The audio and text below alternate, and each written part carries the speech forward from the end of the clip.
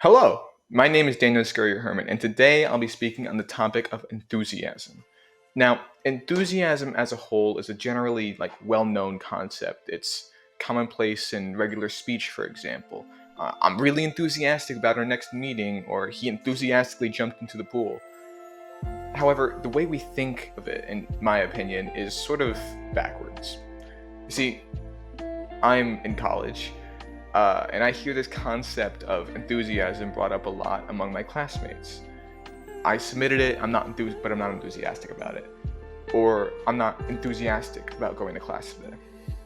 This is where I think the error lies. The amount of enthusiasm has become accepted as causal to both the quality and purpose of the end result. Now, don't get me wrong, enthusiasm is great. The more enthusiastic you are about your work, the better. And in fact, contrary to what I was just saying, the more enthusiastic you are about the work you're doing, the better the work will be. But in life, you don't always have time for enthusiasm.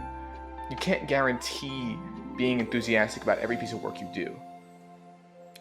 I may make a video on this eventually, but I believe poetry, in its current popularized form, is overrated. But I'm a writing major in college. Of course I'm going to have to write poetry. That's just unavoidable. In fact, it does feel like I write more poetry and fiction than I do poetry and essays than I do fiction, which is feels very counterintuitive because I'm going to college to write fiction, to learn how to write fiction better. I have no interest in the other two forms. So when I have had to write poetry, I've never been enthusiastic about the result. Which isn't to say I shouldn't have done it. It was mandatory. I had to do it, no matter what, no matter how I felt about doing it.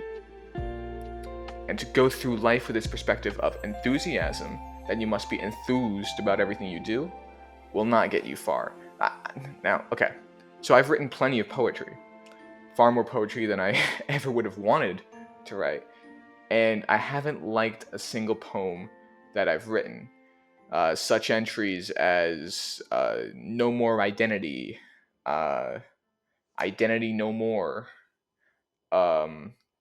Chunky Gloves No More. Wait, I'm sensing a pattern here, but never mind that. I've written a bunch. I don't think they're bad more than I think that any other poem is bad, which isn't to say that I hate all poetry. I just don't really choose to have an opinion on it because I want to be entirely disconnected from that form. But, for one of my classes as a final, I submitted a collection of poems called Dispassionate Slog Habits, which I may publish eventually if I fall on hard times and need money really badly and lose all self-respect. But, I mean, it is a possibility. But I was wholly unenthused about this work. If I had been quote-unquote enthused about this project, I don't believe I would have done it any better, just because I'm not a poetry guy. So no matter what my perspective on the craft is, I just won't be good at it. But just because I'm unenthusiastic about it, does that mean now that I shouldn't do it? Of course not. There will be plenty of times in life where you have to do things you aren't thrilled or jazzed about doing. That's what life is. Sometimes it's tough, but if you get the tough things out of the way, then you can move on to the type of things you're enthusiastic about. If you put off the tough things, that in fact limits your enthusiasm, because you'll just be stressing about those tough parts of life, and that stress will compound to an unmanageable level.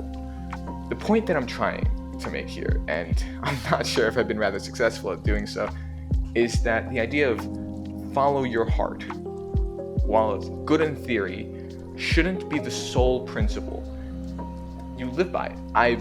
You should do what you need to do in order to follow your heart, but you can't do one without the other. In fact, you need enthusiasm in your life in order to keep pushing through the tough things, and that's where the idea of separation of work and play, or fun or hobbies, comes in, which is exactly what I'm doing with this channel, a fun hobby, because my hobby of writing has become my major and eventually my career. Now, The dictionary definition of enthusiasm is intense and eager enjoyment, interest, or approval. There's a few parts of that could be potentially problematic. One is this idea of, I keep hitting the mic, I'm sorry. One is this idea of, I keep gesturing with my hands, so that's why. I'm going to finish the sentence eventually. One is this idea of intensity, this vibrant, vivid feeling that overtakes you. I don't believe that's how we should go about enthusiasm, that it's this overpowering sensation, and if you're simultaneously eager about it, then you must give in to it. Now, bear in mind, I'm not saying the dictionary should be changed. I'm just discussing the term as a whole, accepting the dictionary definition of it. Going back to that definition, enjoyment is another part of it. Can you only enjoy something you're overly passionate about? That's where this idea of drudging through work lies. There's no enjoyment there, unless you're that one enthusiastic guy at the office who enjoys fixing the printer every time it breaks down. You'll hate your job, which isn't right. You shouldn't have to hate life, because even the less pretty parts of life are still worth living. Enjoy the little things. You don't have to be enthusiastic. Take what you can get, like the little details, and move on with your day, and maybe you can save up and get that car that you really wanted, or that game that you really wanted to play, or maybe you can work towards getting that dream job. Don't base your enjoyment on enthusiasm. Relish in life as it is, for you know what it could be, and take pleasure in what you can find in what you have until you acquire what you desire. Interest is another part of this. Now, this part of the definition is basing your intense and eager interest in your activities. Interest is a fluid thing. It waxes and wanes as time goes on. If, as has been implied by my colleagues, you have to be enthusiastic about your day-to-day, will you be wholly uninterested in your life? And how is it possible to maintain this intense and eager interest over a period of time completing a long task?